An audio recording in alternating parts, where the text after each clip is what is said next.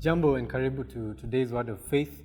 I'll be reading from Matthew chapter 13, verses 31 and 32, just two verses. We're still looking at the parables of Jesus, and this is a parable of the mustard seed and the yeast.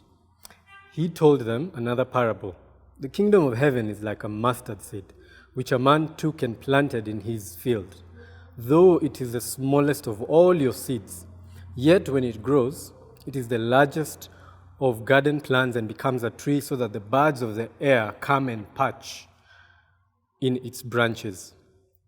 Quick fact, you know that only 8% of people actually achieve their goals out of, if let's say this, in our church we have 300 people, 8% of that is about 25 people. Why am I telling you this? Because they have one thing in common, is that they start to work on their goals. Sounds like prosperity gospel, but it is a fact. It's science-backed.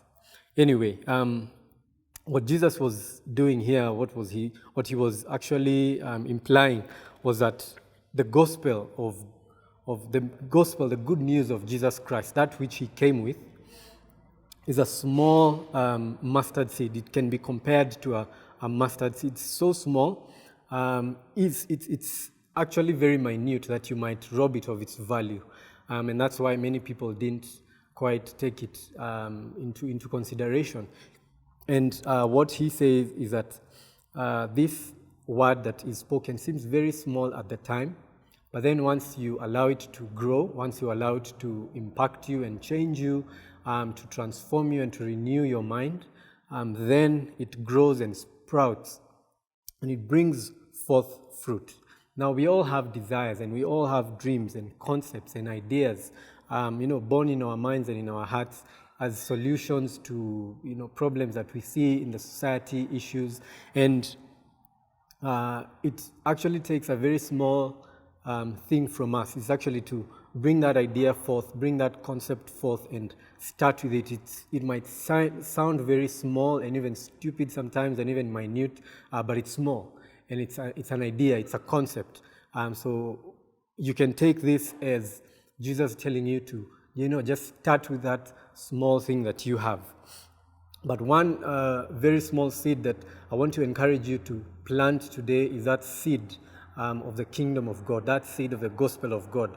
And then this is that one seed that has so many branches. It has branches of family, of opportunities. It has branches of career. It brings branches of relationships. It has so many branches that that bring about all the ideas and all the concepts and all the problem-solving ideas that you have. In Psalms chapter 37, verse 4, we read, and it says that once we take delight in the Lord, he is able to give us the desires of our hearts. Now, when you put this and parallel it to the parable that Jesus was giving today, is that this idea that you have, that small goal that you have, that thing that you want to do is so small, sometimes you even rob it of its value, just as you are and just as it is. But then it's that small thing that is able to sprout and then change, not even you, but even change the society around you and even the world.